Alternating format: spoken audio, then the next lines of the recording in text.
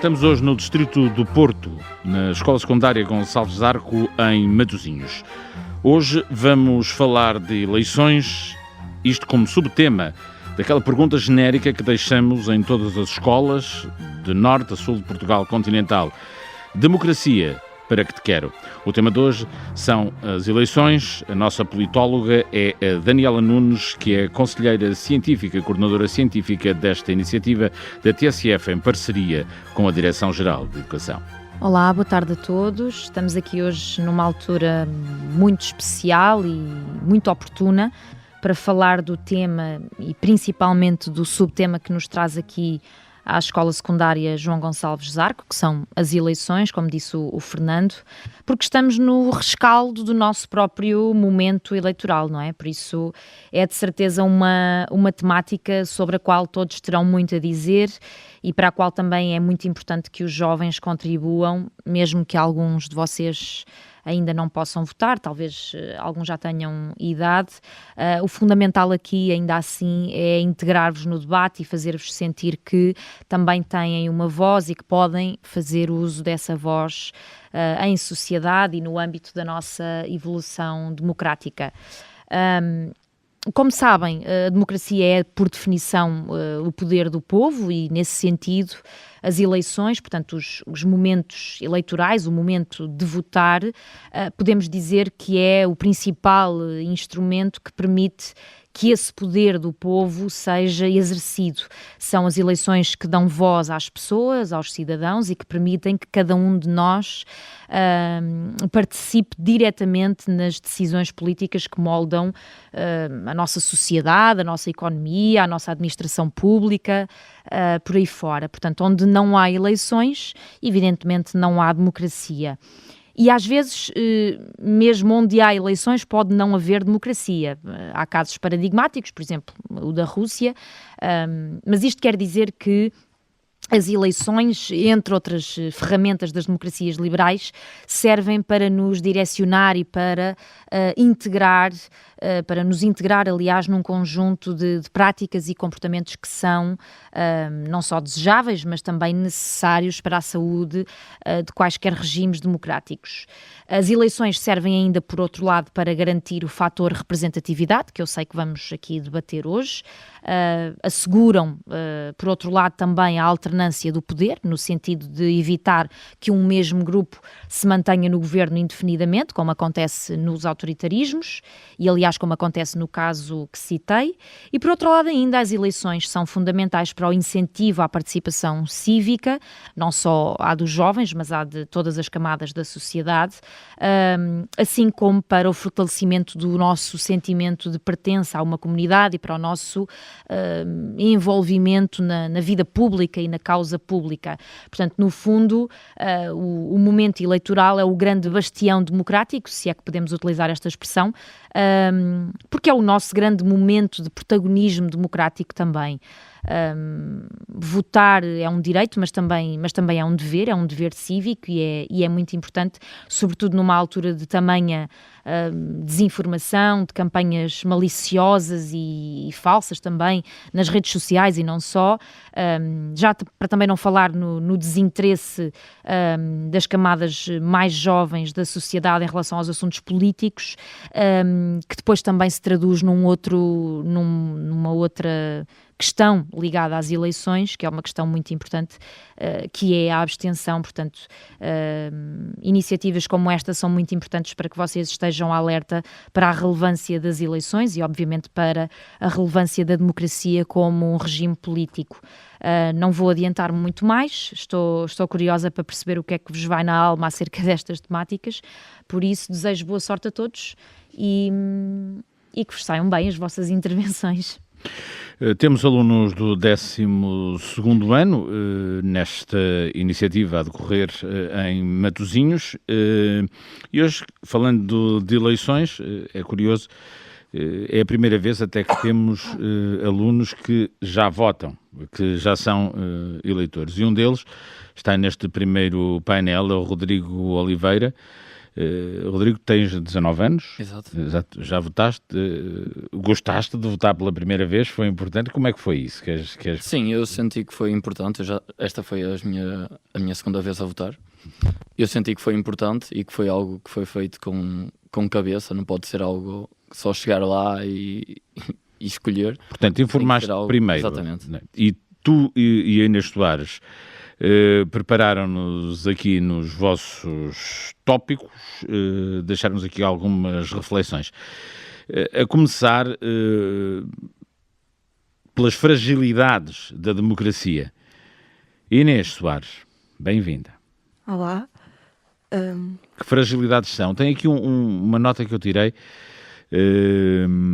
em que está aqui escrito assim: a democracia tem fragilidades, permite a existência de todas as opiniões. O que é que isto quer dizer? Ou seja, a democracia dá-nos a liberdade de expressar qualquer opinião, qualquer ideologia, mesmo que essa própria ideologia possa vir a ameaçar a democracia. Uhum. Nós temos, em Portugal e em muitos outros países democráticos, há a possibilidade de qualquer partido, por eleição, chegar à Assembleia Legislativa. Ou seja, mesmo que esses partidos possam ou não vir a ameaçar a democracia, eles têm qualquer direito de estar lá. É algo que se diz muitas vezes, e isto acontece ciclicamente na história, mesmo as ditaduras muitas das vezes chegam ao poder através de eleições livres e depois a seguir acabam com elas. Rodrigo, e quais são as vantagens, as grandes vantagens que tu anotaste aqui sobre a democracia? Nas vantagens temos o exercício do poder por parte da população. A população tem o poder de colocar lá o que quer que a represente. E também temos a possibilidade de alterar o governo se a população estiver insatisfeita com o mesmo que tenha escolhido o que na altura seja o que lhe pareceu melhor, também temos a opção de acabar com ele mesmo. Nós já vamos voltar a falar, até porque vocês também se debruçaram sobre a questão da abstenção.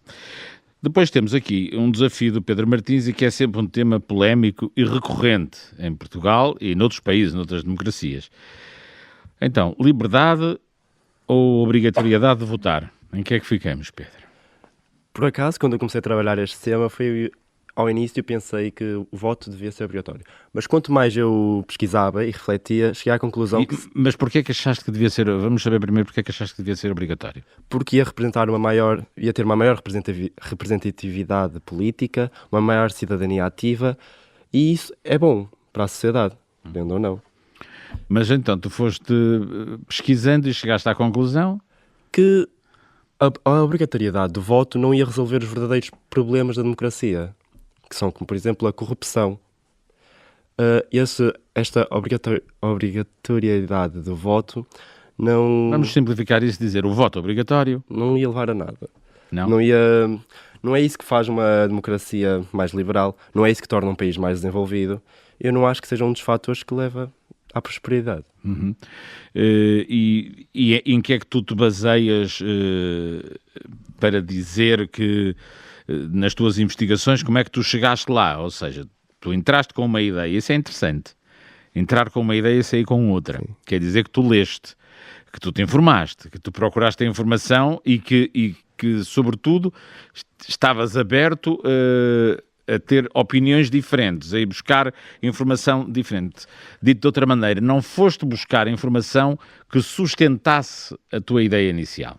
Mas o que é que te leva assim a mudar de ideia? Falaste aí da corrupção. Ok.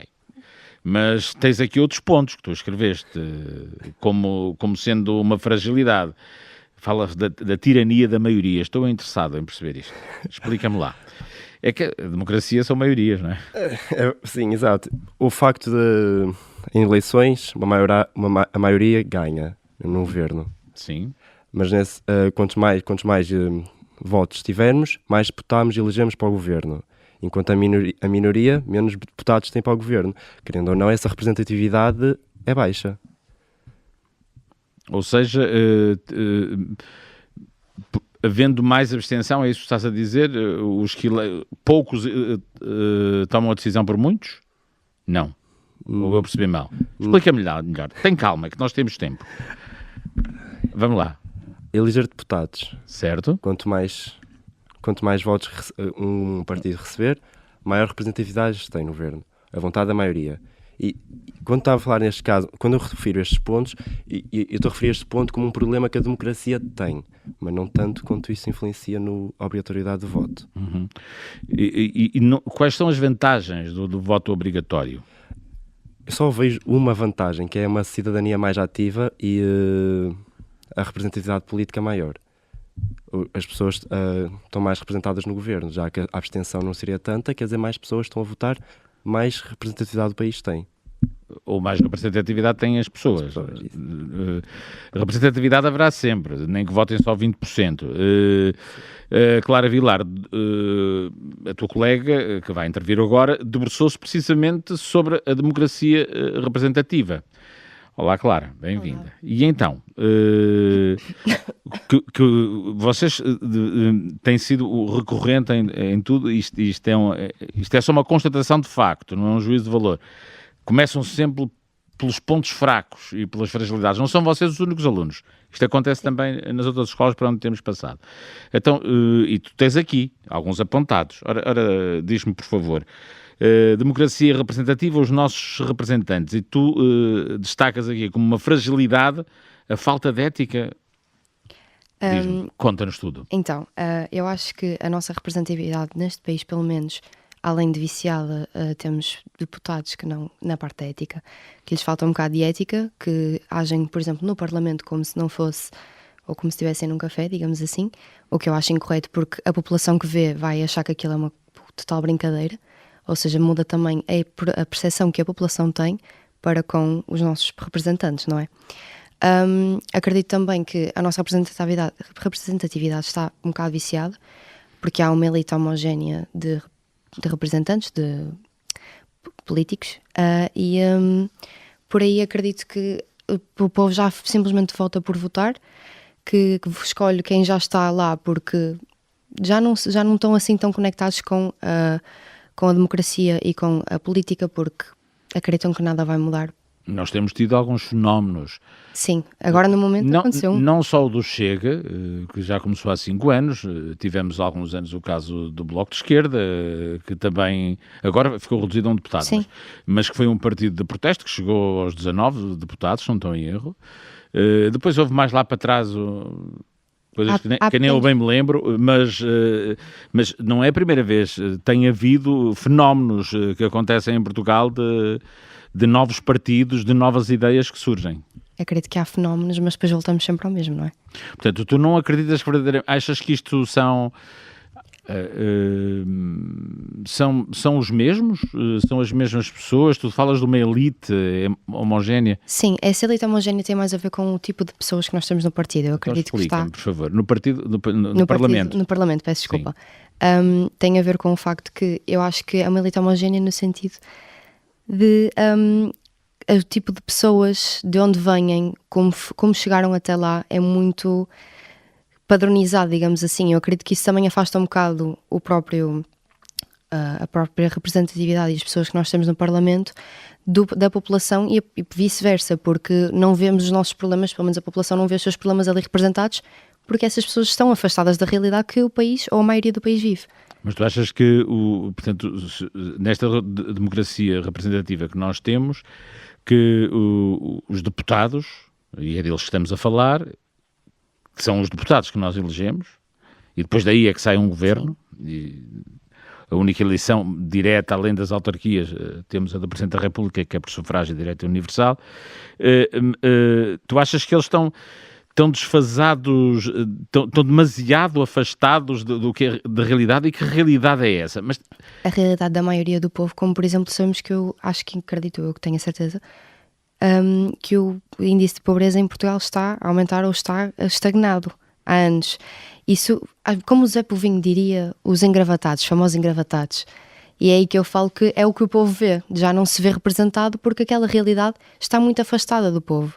O que os problemas, e até diminui as soluções para os problemas do dia-a-dia do povo, porque eles estão afastados da nossa realidade, da realidade que o povo vive. Portanto, nós achamos que Que aquilo é um quadro estático, que são sempre as mesmas pessoas que lá estão. Sim, os mesmos tipos de São pessoas. o mesmo tipo de pessoas. E esse tipo de pessoas é de onde? Vem de onde? Vem de nós. Dos mais privilegiados, acredito eu. Dos mais privilegiados. Sim, acredito eu. Para fazer carreira política é preciso ser privilegiado. Não, mas acho que é o que o povo em si acha. Não sei, as pessoas mais humildes não estão propriamente a sentir-se representadas porque não se veem ali. Acredito eu. Estas eleições tem-se Sim. falado de coisas diferentes. Não foi só nestas. Eu recordo que já houve no passado fenómenos e que não foi isso propriamente que aconteceu. Nós já vamos voltar a conversar, também. Isto agora foi as desvantagens que tu trouxeste. Ainda tens aqui uma série delas. Depois tens aqui um desafio interessante e que tem a ver com o salário, a remuneração dos políticos. Rodrigo, achas que Rodrigo Oliveira, é preciso pertencer a uma elite para ser político? Concordas com a tua colega? Eu não acho que seja preciso pertencer a uma elite para ir para o Parlamento ou para estar ligado a um partido político. Mas pegando numa parte que foi dita, não estamos totalmente de acordo com o que foi, com o que foi preferido pela Clara, mas acho que em Portugal vê-se muito a bipolarização. E penso que seja um pouco votamos naquele porque votamos sempre. Não estou a falar, obviamente, no meu caso, mas nas pessoas Nós também mais não queremos idosas, saber. eu vejo isso. Sim, sim. Nós não queremos saber em quem é que tu Sim, votaste. sim. Mas não é isso. Mas estou a falar no sentido de a vida toda. Nós temos pessoas que a vida toda votaram naquele partido. O partido agora, neste momento, poderia alterar todo o seu fundamento. É como um clube. Exatamente. Eu acredito que o partido agora podia mudar completamente as suas ideologias, que grande parte das pessoas ia continuar a votar, porque simplesmente não está informada sobre o que aquele partido, no fundo, representa. Então eu vejo muito as mudanças de opinião a serem tomadas por aquele partido. Vou agora dar exemplos. A pessoa vota sempre no PS. O PS fez as neiras durante um tempo, agora vou votar no PSD. O PSD fez as neiras durante um tempo, agora vai para o PS. E depois é daí que vêm as pessoas que acabam por se fartar daquele ciclo e depois acabam por tomar vias mais populistas. Pedro? Tu que és aberto a novas ideias que nos trouxeste aqui, essa inovação, que é interessante, de teres entrado com uma ideia e saís com outra em relação à obrigatoriedade do voto. Como é que tu vês isto que os teus colegas estão a dizer? Achas que o sistema está viciado? É com a ideia que eu estou a ficar aqui, do que estou aqui a ouvir. Eu concordo bastante com Pensei que acordaste agora, não? Com a analogia que o Rodrigo disse sobre do clube de futebol, que sim, é verdade, muitas pessoas associam-se a um partido e depois é como se ficassem nesse partido para a vida toda, mas isso não é assim que funciona, né? Nós temos que escolher um partido que se vai fazer o nosso país andar, apresenta medidas boas e, sobretudo, o seu histórico ao longo dos anos. E se fez asneiras ou não. Ao país. Sim, mas quem nunca lá esteve nunca fez asneiras. É. Quem é novo não fez asneiras. Esse é outro problema. Não quer dizer que não faça asneiras, não é? É se estamos dispostos a arriscar, escolher uma nova mudança. E tu achas, mas então não achas que o sistema esteja viciado? Achas que o que estás a dizer é que as pessoas são comodistas? As últimas eleições provaram que as pessoas querem uma mudança. Sim, mas o que estavas a dizer é que as pessoas são comodistas, não querem pensar muito, e o que estava a dizer também o Rodrigo. A maior parte da população, concordavas sim. com ele? Sim, a maior parte da população sim, principalmente mais idosa, pelos casos que eu conheço, são muito assim. É assim, Inês Soares? Falando pelo que eu vejo também, que eu conheço... O que interessa é o que tu pensas, não é o que eles pensam, não tens de concordar aqui. Eu tenho também a menos que concordes. Sim, eu tenho também a ideia que eu vejo mesmo dentro da minha família, que quando começaram a votar... aquele certo partido os favoreceu e hoje em dia já nem sequer se informam sobre como é que o partido está, o que é que mudou, o que é que não mudou e quase que já votam religiosamente. Eu cheguei a obter uma resposta da minha avó que eu fiquei assim a olhar, porque ela associou logo ao símbolo do partido, ela disse vota naquilo, ela nem pensa porque é que está a votar. Também acho que, apesar de termos visto estas últimas eleições uma grande mudança a nível da Assembleia, acho que apesar de nós não votarmos diretamente para o governo, muita gente vota estrategicamente, já sabe que vai votar ou que vai ganhar ou aquele partido ou outro partido, porque andamos nisto há 50 anos quase, ganha este, depois ganha este, e como o Rodrigo disse, agora o PS não funcionou, vou para o PSD. E eu vejo muita gente a votar estrategicamente de qual é que quer ver no governo. Isso é natural. Não votando a pensar na mudança que quer a nível da Assembleia. Vou voltar à Clara. Eu disse que ela há pouco ela tinha aqui uns desafios. E uma das coisas que ela disse aqui que os deputados estão muito longe da realidade do povo. Mas depois falas aqui da necessidade de tornar a carreira política mais bem remunerada. Explica-me lá isto. É que eu fiquei com a ideia que tu achavas que eles ganhavam demais. E agora, e agora estás aqui a dizer, não, é preciso tornar estas carreiras, para quê? Para termos outras pessoas mais competentes lá? Não, eu acho que, na verdade, eu acho que posso ter-me enganado aqui, mas a ideia que eu tenho é que realmente a carreira pode ser bem remunerada ou não. Acho que nem tenho a certeza ao certo se está exagerado ou não, mas acredito que o país em si, porque toda a minha pesquisa foi um bocado sobre o que é que o povo acha, o que é que a população acha, qual é que é a ideia que nós temos.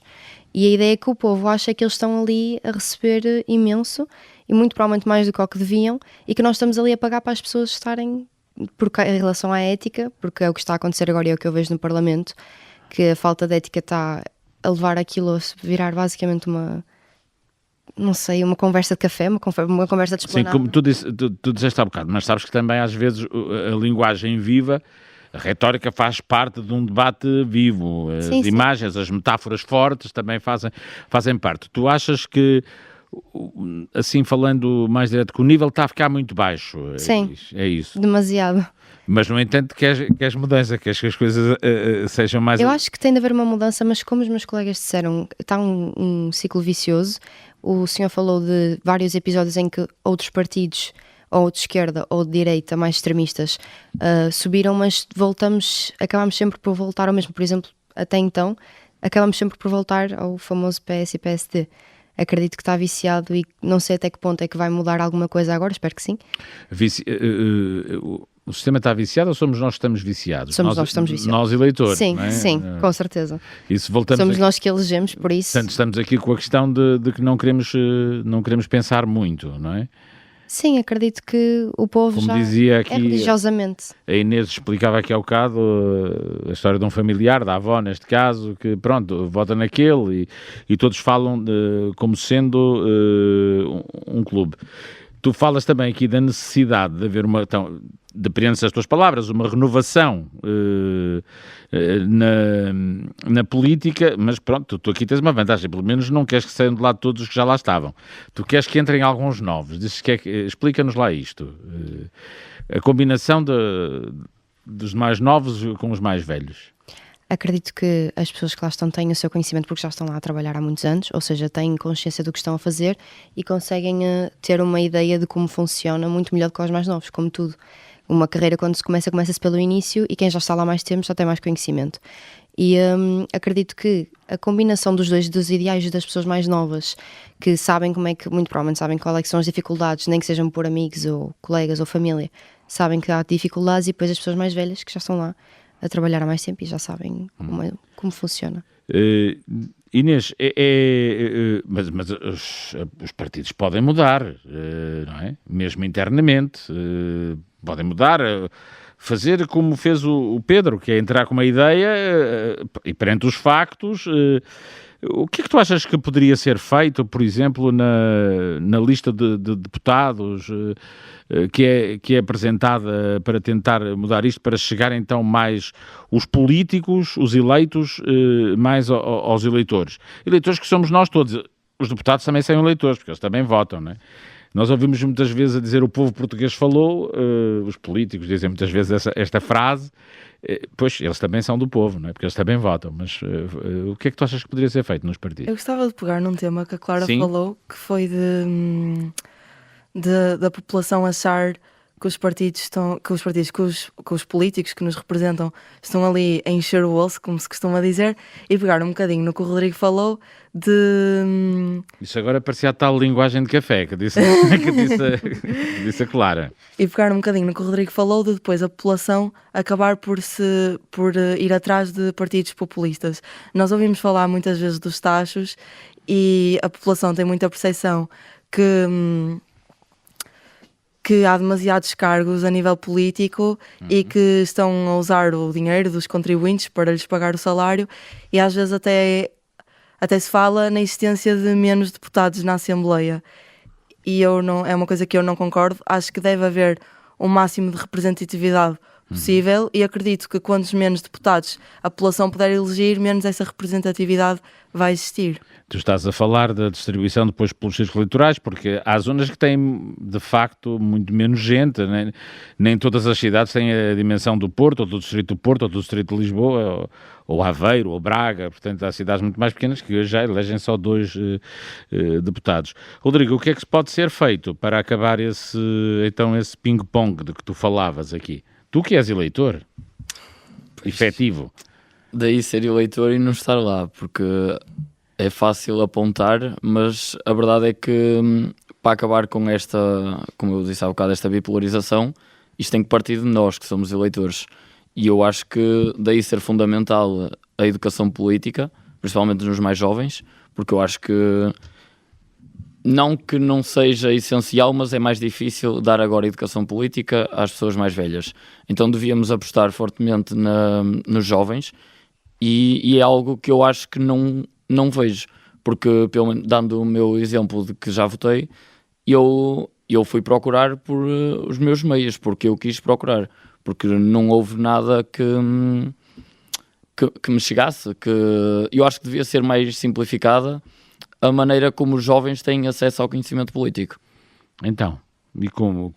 Pois é isso, lá está, não sei, eu acho que talvez até na escola, uma matéria que eu sei que é difícil, mas não há de ser tão complicado ensinar política sem estar a tomar partidos, e eu acho que era uma coisa que era importante os jovens terem acesso. Uhum.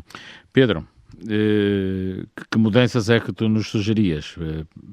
Eu concordo com a ideia de inserir uma disciplina de cidadania política, não, educação política na escola, além de nos informar bastante, é útil para escolhermos nossos lados, partidos, conhecer, aprender, etc.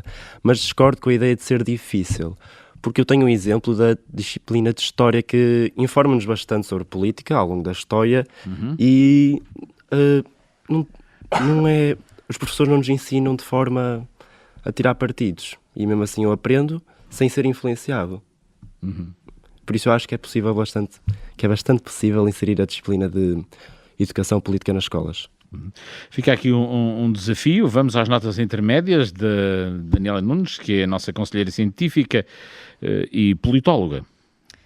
Bem, em primeiro lugar, queria começar por vos felicitar, a vocês os 4, e também ao professor Rui, porque me pareceu bastante rico o debate e tenho a certeza que ele reflete real empenho e reflete alunos informados. Nós já estamos experimentados nesta ronda de debates, já fizemos umas 5 ou 6 escolas secundárias, por isso já conseguimos distinguir os mais dos menos empenhados, por isso não posso deixar de fazer esta felicitação inicial. Gostei particularmente de vos ouvir.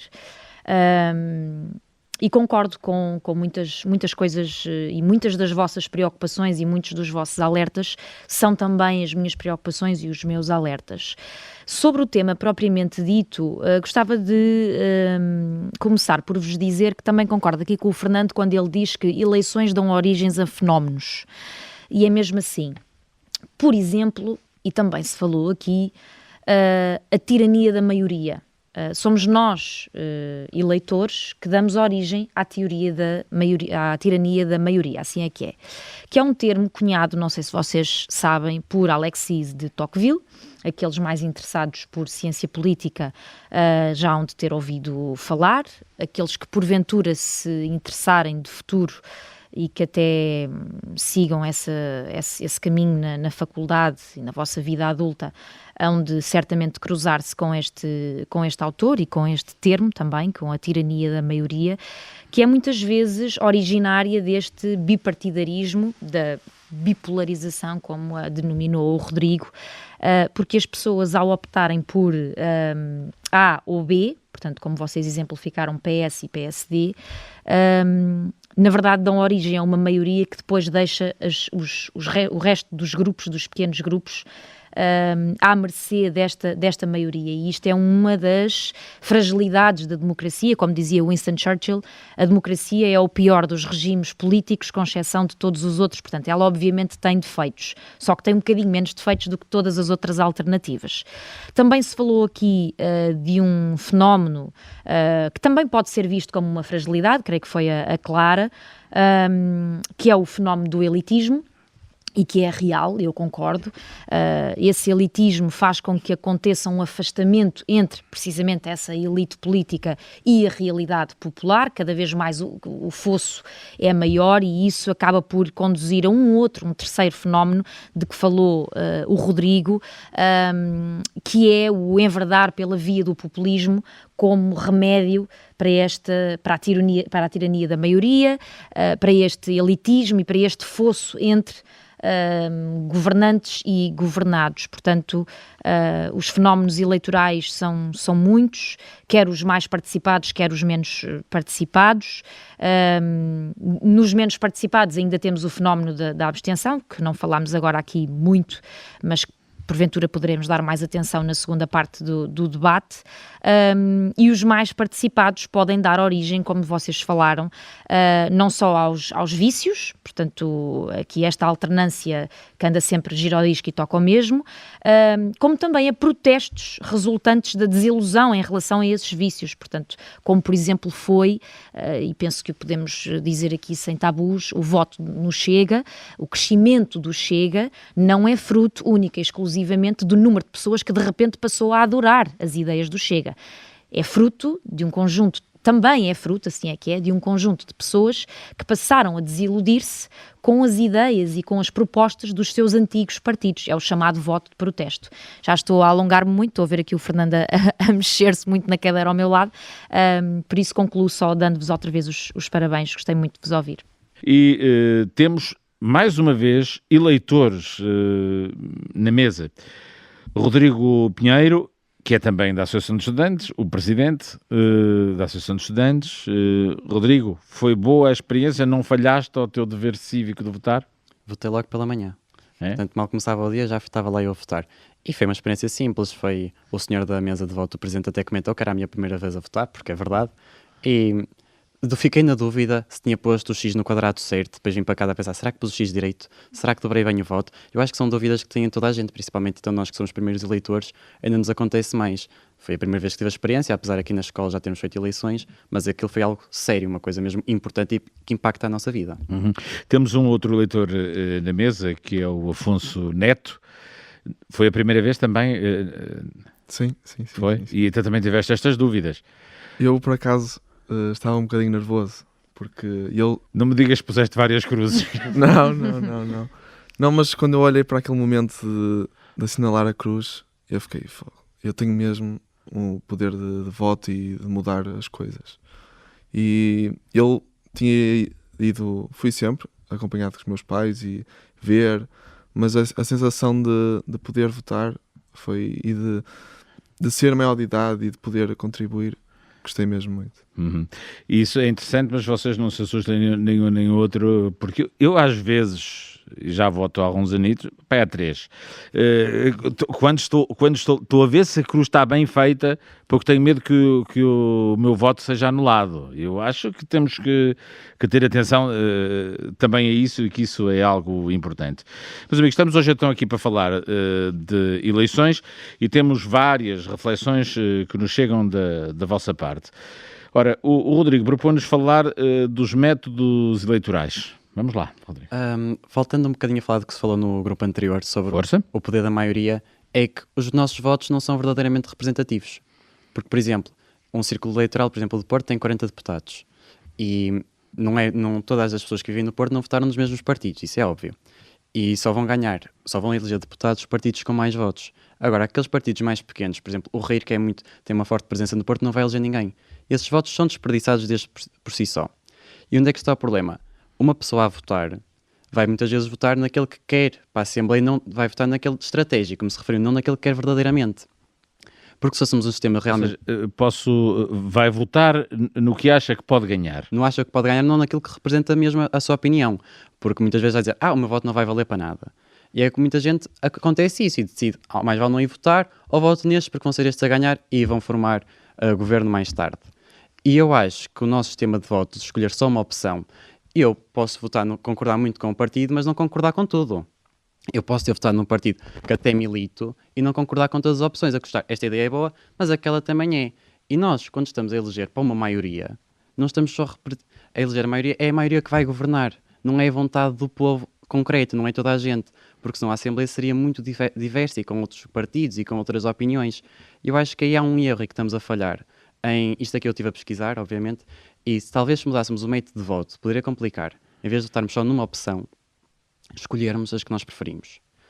Ia demorar o tempo de voto. Imagina, está a fazer uma cara estranha. Eu compreendo. Isso é novo para mim. Nós, em vez de votar só num partido, porque é que não fazemos a preferência do partido? Por exemplo, o top 10. Dizer, eu concordo com esta ideia, mete-se em primeiro lugar. Concordo basicamente com 80% deste partido, primeiro lugar. Mas também gosto deste, concordo com esta ideia e com aquilo. Segundo lugar. Assim iria haver maior representatividade. As pessoas poderiam votar mais para isto, era preciso maior literacia política, evidentemente, mas aumentaria a percepção da população sobre o que é que vão votar, aquilo que querem e aqueles que elegem por si só também. Por isso é que tu apresentas a Associação de Estudantes, lançar aqui outras...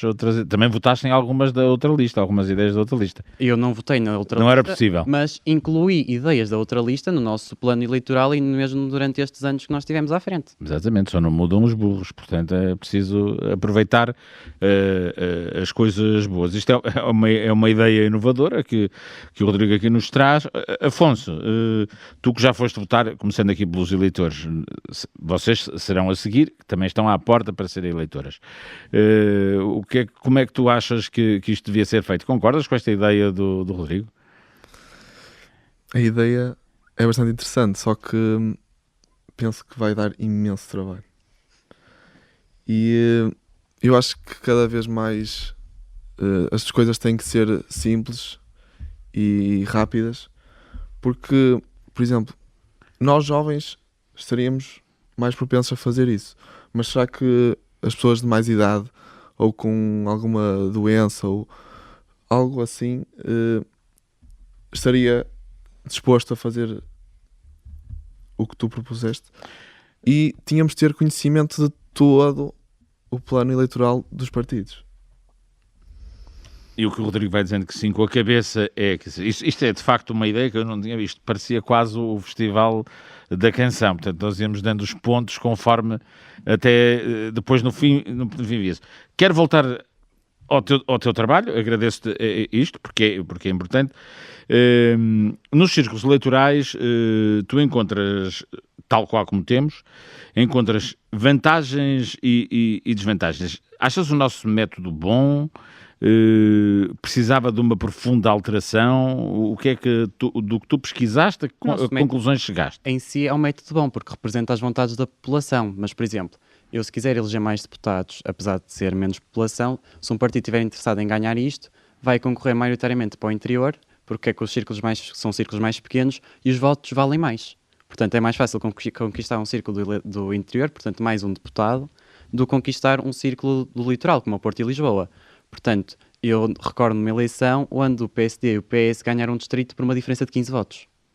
E, portanto, enquanto algo acontecesse no Porto, ia ser muito complicado, porque esses votos iam estar mais dispersos. Sabes, curiosamente, o que é que dizem os teus colegas do interior? Não. Que o Porto, Lisboa e os círculos maiores que são altamente beneficiados, ainda há pouco tempo, em Castelo Branco eles lançavam esse problema, dizendo que, e apontavam o caso concreto de um distrito ao lado, em que iremos estar, ainda nesta edição da Democracia para que te quero, que era Porto Alegre, em que quase 50% dos votos não serviam para nada.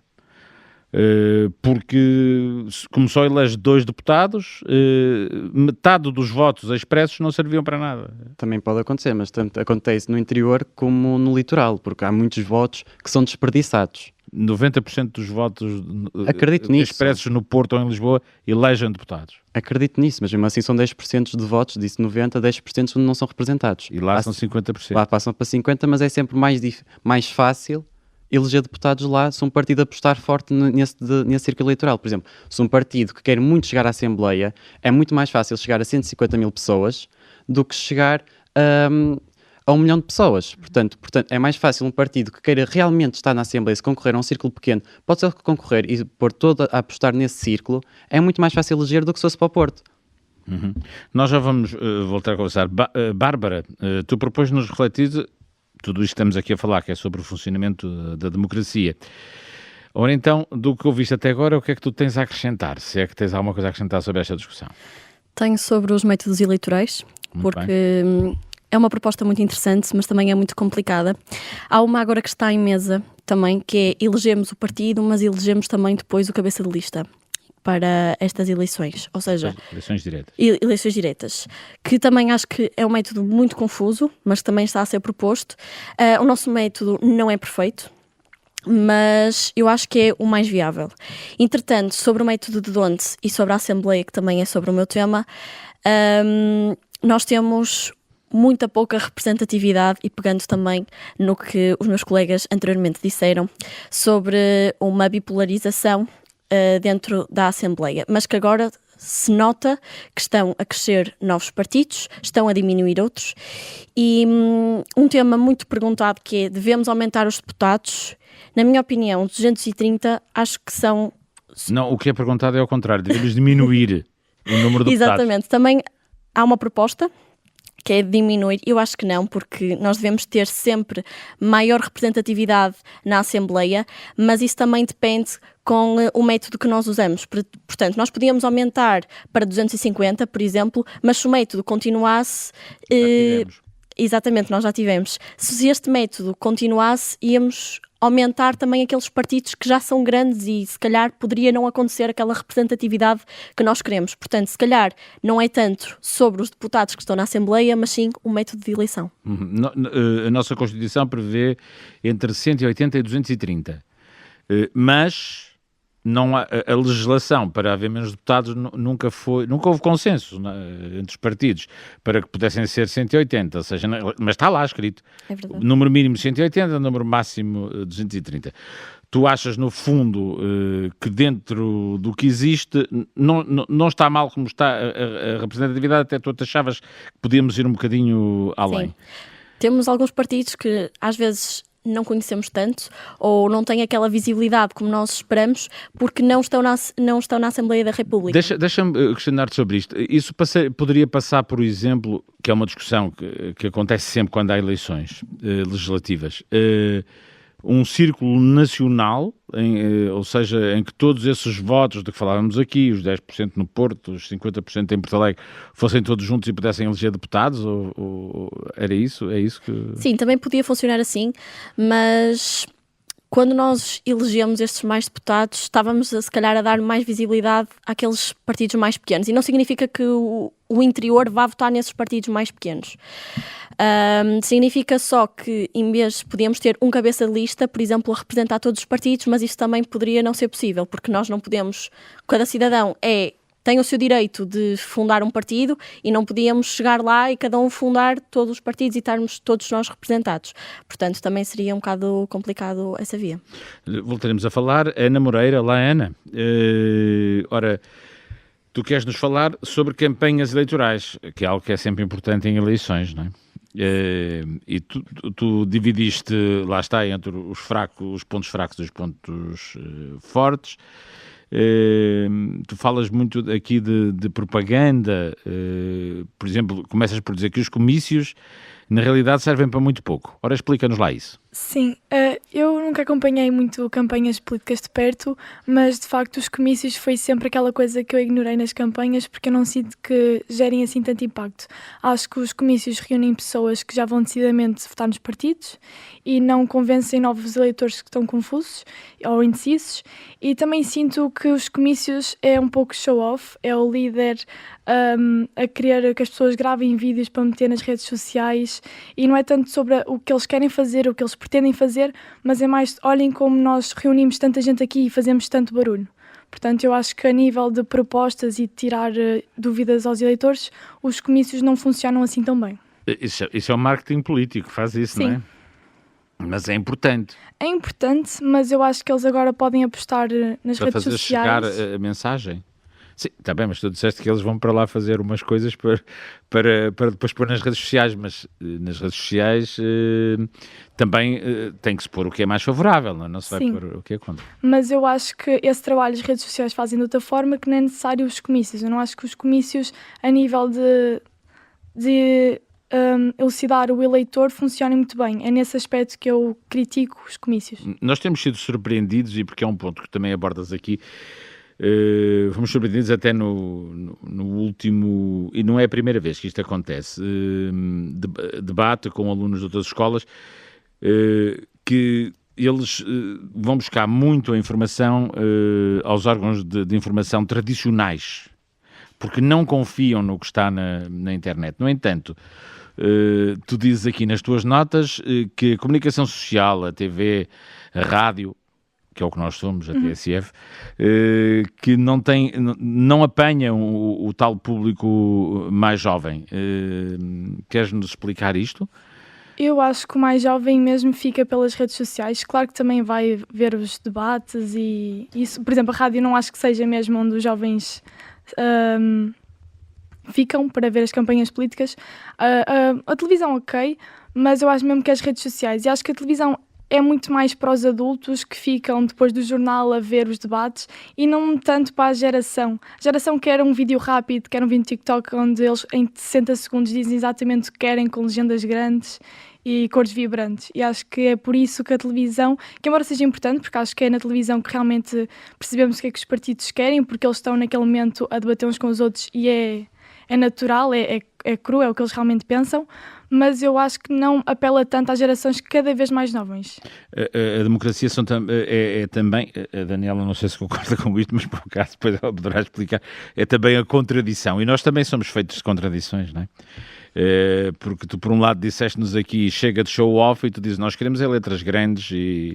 É o que funciona nas redes sociais, não sei se funciona tão bem na vida real com comícios. Então eu vou pegar numa outra, porque eu estou mesmo intrigado e quero te ouvir. No entanto, tu achas que os tempos de antena são curtos? Eu vou ser sincera, eu quando pesquisei, essa foi uma dos pontos frágeis que me disseram das redes sociais, porque apareciam muitos políticos a dizer que eles tinham pouco tempo de antena e que não conseguiam explorar o que queriam. Portanto, isso não é tanto a minha opinião e mais do que eu vi na net que diziam que era então é fake. Não sei o que dizem. Eu não, o que tu dizes foi o que tu puseste. Eu pesquisei e eles realmente dizem isso. Portanto, eu decidi colocar. Mas tu também vês aqui pontos fortes no que é a organização das campanhas. Como sabes, as campanhas eleitorais são importantes, tu já o disseste, talvez. Depois, encontras aqui também muitos pontos fortes nos comícios, mas eu queria falar sobre as redes sociais e a internet. Não tens receio da informação que lá corre?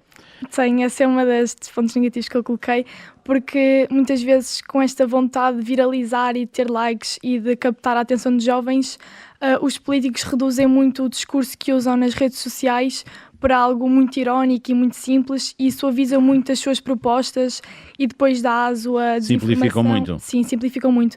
E dá aso a desinformação. Põe estas letras que tu falavas. Certo, e tudo muito curto, com música no fundo, e fica tudo muito desinformado, depois vira memes, porque eles tentam fazer vídeos engraçados e depois a verdade que eles querem passar das propostas fica um pouco perdido. O Afonso Neto diz que para combatermos tudo isto e todas estas dúvidas temos que apostar na formação política e na importância da politização de todos nós. Certo, eu acho que a escola nesse aspecto, deveria ter um papel fundamental. Porque eu, enquanto estudante, não tive nenhuma disciplina, nem por exemplo, nenhuma atividade em que fomentasse o meu saber político. E, para além de... Eu tive de fazer esse trabalho sozinho, ou em casa, ao jantar, quando via o noticiário, as notícias, com os meus pais, com a minha família, e eu perguntava sempre o que é que, por exemplo, o PSD e o PS defendem? E tentava-me sempre fazer eu próprio essa pesquisa. E eu penso que muitos jovens não têm esse interesse, ou deixam-se andar e depois acabam por não desenvolverem isso. E isso é terrível, porque não nos sabemos identificar na sociedade, não temos um acompanhamento. E eu acho que a escola deve ter um papel nisso, a desenvolver iniciativas como esta, por exemplo, que Sim, promovem o debate, promovem a pesquisa, o encontrar novos caminhos, o contraste com realidades diferentes daquelas que nós pensávamos quando partimos para a preparação das coisas, não é? Se calhar a escola pode ensinar a termos menos ideias pré-concebidas e a estarmos mais abertos a novas ideias. Nós já voltamos, tu estás a ficar um bocado nervoso, eu não quero que tu fiques nervoso. Tu és um eleitor de pleno direito. Volto aqui à Bárbara, que nos reflete sobre os métodos eleitorais. Bárbara, tu falas aqui que um dos problemas na política, e nós temos estado a centrar muito isto nas eleições legislativas, tem a ver, centras até muito a tua intervenção no poder autárquico e no poder local. Tem aqui umas notas tuas. E tu deixas aqui uma nota que diz: o presidente de junta, no fundo, não pode ganhar só 75 euros pelas reuniões. Explica-nos lá isto. Já percebi que isto foi uma surpresa para ti.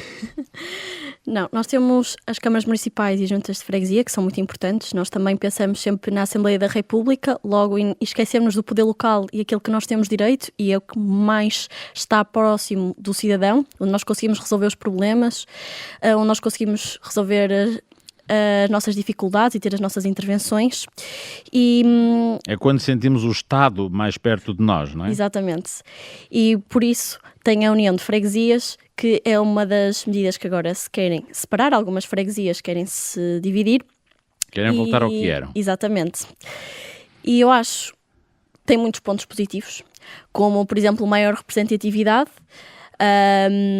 resolver problemas mais rápidos, conseguir ter apoio muito mais preciso e muito mais especializado.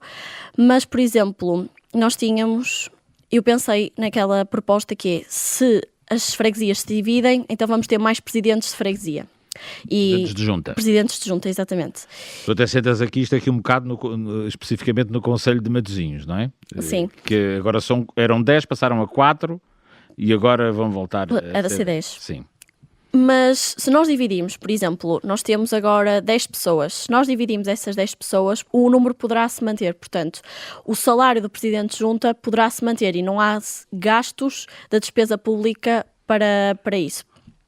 Por exemplo, alguns presidentes não ganham salário fixo, portanto só ganham 75 euros por cada reunião, e que costumam ser de 5 a 6 por ano. Portanto, não é um gasto assim muito... Portanto, o que estás a dizer é que a democracia também tem custos e é preciso estar disposto a pagar os custos de funcionamento da democracia. Sim, mas eu acho que são custos... O que tu estás a dizer até contraria a tua colega da primeira parte, a Clara, que achava que os políticos ganham muito dinheiro, não é? Eu também sou apologista de serem mais deputados, portanto, também havia por essa forma, também íamos gastar mais para a despesa pública. Mas eu acho que é necessário esta intervenção para o povo e para as nossas dificuldades. E esta resposta é muito mais rápida e eu acho que é isso. Portanto, tu defendes, se eu bem estou a entender, que é mais poder para as autarquias locais. Sim. Ou seja, maior descentralização do Sim. poder, não está tão concentrada na Assembleia da República, no Governo, que é o poder executivo. Volto ao teu colega, ao Rodrigo. Rodrigo, como é que nós poderíamos resolver, e tu aqui não falas muito do poder local, aliás, não falas nada, falas de outras coisas, há bocado lançaste aqui algumas ideias, como é que nós podemos resolver a falta de representatividade dos distritos, dos círculos eleitorais que têm menos gente? Porque isto, no fundo, é uma pescadinha de rabo na boca, não é? Tem menos deputados porque tem menos gente porque tem menos coisas, acaba. Sim, sim. Apontando aqui o que a Bárbara disse, acho que o poder local seria a melhor ferramenta para tanto atrair pessoas para o interior e seria muito conciso numa resposta, que é a criação de regiões. Era fazer um referendo à regionalização, sei que já foi feito e que chumbou, mas penso que a criação de regiões e uma maior descentralização do poder central para as autarquias e para as freguesias seria a solução adequada, porque não vai ser o poder central que vai conseguir resolver os problemas do poder local. Não, as pessoas que estão diretamente em contacto, os presidentes de Câmara, os presidentes de Junta, é que sabem quais é que são os problemas. E se houvesse uma maior descentralização disso, tanto na educação, na saúde, em diversas áreas, seria mais fácil para se resolver o problema das pessoas, porque é isso que interessa, porque a política e a democracia é resolver os problemas das pessoas. Vocês estão a bater muito nisso, vou à Ana Moreira. Ana, vocês alunos, não são de vocês só aqui da Escola Gonçalves de Arco, que é preciso resolver os problemas das pessoas, é preciso que o poder esteja mais próximo das pessoas. É também isso que tu sentes, Ana, que os eleitos estão muito longe, mesmo as juntas de freguesia, mesmo o poder local? Eu não sinto que o poder local esteja longe, mas eu também nunca parei muito para pensar nisso, sendo sincera. Mas eu percebo a questão do Pinheiro, que ele acha que o poder local só pode ser resolvido localmente e que não vai ser o central a resolver as questões locais. E sim, às vezes o interior fica muito no esquecimento, porque focamos-nos muito nas grandes áreas. Então talvez se houvesse essa regionalização, alguns problemas iam ser resolvidos, outros iam surgir, eventualmente. Afonso Neto, achas que fala-se muitas das vezes que a democracia, se calhar, são dores de crescimento, não sei, está em crise, não é? Toda a gente fica de quando em quando assustado com fenómenos que surgem. Temos agora o Chega, como eu disse há pouco, tivemos já o Bloco de Esquerda, em Espanha o Vox, Alemanha, a AfD, vamos por aí fora. Achas que é por causa desta distância que as pessoas se sentem afastadas da política, por causa dessa redoma de que já aqui se falou neste debate? Eu penso que é mais pelo medo que as pessoas provocam em relação às novas ideias que nem sempre são mais democráticas, ou os novos partidos, os velhos partidos, por assim dizer, têm sempre um discurso que as coisas devem se manter como antigamente. Como estão. Sim. E não levam a emergência dos novos partidos tão bem. E depois, como os novos partidos apostam mais nas redes sociais e têm mais envolvência com os jovens, acho que isso os provoca assim um desconforto. Não foi muito claro o que tu disseste, mas Bárbara, as redes sociais têm sido aqui puxadas muitas vezes nestes debates. Satisfaz-me uma curiosidade. Tu, onde é que vais buscar a informação que tu consomes? Eu tento ver sempre telejornais, porque eu gosto mesmo de ver os debates dos políticos e também recebo muita coisa pelas redes sociais, mas também tenho que sempre confirmar a fonte, porque são às vezes vídeos muito curtos, deslocados do que alguns políticos anteriormente disseram. Depois no debate e no decorrer às vezes não percebemos o que é que vem e de que é que provém esta conversa e temos sempre que confirmar as nossas fontes. Por tu achas que esses partidos, vou chamar-lhe assim, que eles são de facto para todos nós que crescemos em democracia, mais tradicionais, têm medo da mudança? Ou tens outra opinião? Não, eu acho que agora também há uma apologia de todos os partidos irem para as redes sociais falar, há vídeos de todos os partidos. Mesmo que nós não seguimos a ideologia, aparecem-nos esses vídeos na nossa For You, na nossa página, e acho que isso também contribui para uma maior informação e divulgação, mas temos sempre que confirmar as nossas fontes, retirar de onde é que são feitos, e é isso. Ana Moreira, tu fazes isso também? Ou é quem faz mais barulho? Não, eu verifico porque eu sou muito cética, eu tenho medo muito de errar, não vou buscar as fontes, então eu vou ao pormenor. Vais ao detalhe. Vou. Ao detalhe do detalhe. Sim. Isso é bom, isso é ser perfeccionista, é tentar buscar dentro do possível a verdade. E tu, Rodrigo? Onde vais buscar a tua informação? Eu, tanto como a Bárbara como os meus colegas, vejo os debates, vejo a televisão. Apesar de muitas vezes aquilo que passa na televisão, por muito queiramos ou não, pode estar a ser tendencioso, mas também confirmo as minhas fontes, tanto as redes sociais que eu uso diariamente, vou confirmar as fontes à mesma, aparecem-me vídeos de todos os espectros políticos e partidários, mas tento sempre confirmar as fontes e ver se aquilo é verdade, se é aquela mesma opinião dos partidos, eu tento ser prevenido. Uhum. Ana, como é que nós conseguimos fazer o equilíbrio entre aquilo que tu dizias, no que são a propaganda eleitoral, o marketing político? Como é que nós conseguimos, não sei se pensaste sobre isso, fazer o equilíbrio entre tanto barulho e ser o barulho e a falta de barulho? Ou seja, o que é que eu quero dizer com isto? Também não se pode ser demasiado sério, mas tu dizes, mas depois também é muito barulho. Como é que nós conseguimos fazer o equilíbrio no meio disto? Acho que o barulho é importante para chamar a atenção dos jovens e das pessoas em geral, mas depois de chamar a atenção, de captar a atenção, nós precisamos de entregar as propostas e ser claros e concisos e não andar com floreados. É explicar o que nós queremos e que pretendemos. E às vezes é o que nem os partidos mais jovens ficam muito presos no show-off e os antigos muito presos nas propostas e não conseguem captar os mais jovens. A Bárbara gosta de propostas mais densas, do que eu percebi, gosta de perceber mais a fundo a causa das coisas. Portanto, estas mensagens curtas para ti seriam suficientes? Não. Não. Eu preciso sempre perceber qual é o contexto, de onde é que elas foram retiradas, porque há sempre um de trás e temos sempre que confirmar isso. Afonso, qual é o meio termo? Onde podemos chegar para que as pessoas não tenham a ideia de que os políticos, olha, até estamos numa terra de pescadores, só vendem o seu peixe e que estão a dizer a verdade, de facto, a preocupar-se com as pessoas? Eu penso que mensagens rápidas e claras são importantes, mas difíceis. Sim, mas que também a busca de informação e de coisas mais bem estruturadas, mais pensadas, organizadas, esse consenso acho que seja o ideal. Temos que ter, vemos jornais, vemos noticiários, comentamos entre nós. Isso tudo acho que é o necessário. Aqui o Presidente da Associação de Estudantes, o Rodrigo, foi muito ativo o debate aqui na escola, por exemplo, nestas eleições legislativas, falou-se, entre vocês, é claro, foi muito ativo? Tive conversas com os meus colegas que também já votam, pelo menos a perguntarem, a saberem quem é que eles iam votar, se já tinham lido algum programa eleitoral. A maior parte deles disse que estavam ainda a pesquisar, dentro do seu espectro de esquerda-direita, a ver o que é que iam ver, o que é que estavam a ler, para tentar decidir o que é que era o voto, mas agora iniciativas não houve a tentar definir as coisas, não aconteceu.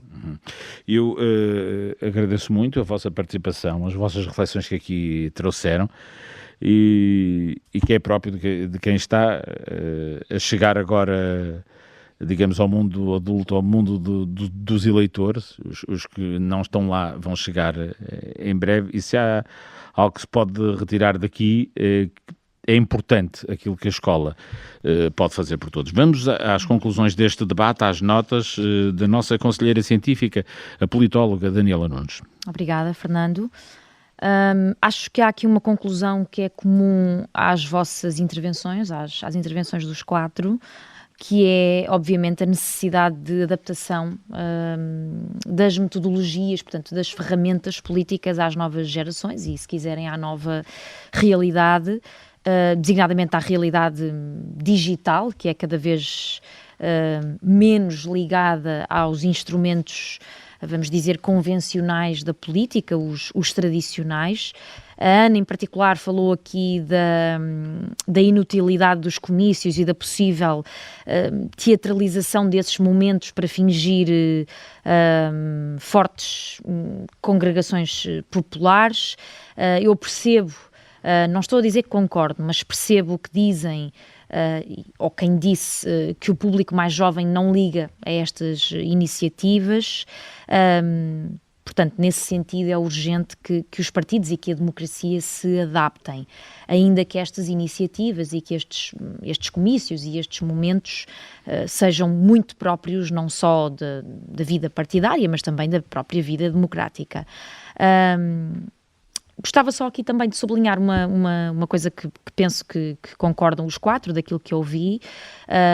Um dos meios mais fundamentais onde a necessidade de adaptação é uma emergência mesmo, é a escola. Portanto, o pilar da educação neste aspecto deve aqui investir mais e melhor na integração dos alunos na vida pública, de preferência, claro, de forma imparcial, e nomeadamente ensinando-os e incentivando-os para concluir à busca preventiva de informação fidedigna, verificada, verdadeira, contextualizada, como aqui também foi enfatizado, penso que pela Bárbara. Por isso, terminaria felicitando-vos também pelas vossas intervenções, gostei muito de vos ouvir, parabéns e boa sorte para o vosso futuro. Sendo esta uma altura do ano complicada, agradecer de facto, porque vêm aí os exames, estamos mesmo já no final do ano letivo. Damos aqui o nosso contributo para o debate e é importante, nesta iniciativa, em parceria com a Direção-Geral da Educação, porque assim sempre se sai das rotinas e se fala de outras coisas. A sonoplastia do José António Barbosa, Líbia Florentino e Rita Schenter com a imagem, a produção de Alexandre Almeida. Nós voltaremos em breve, num outro lugar, numa outra latitude.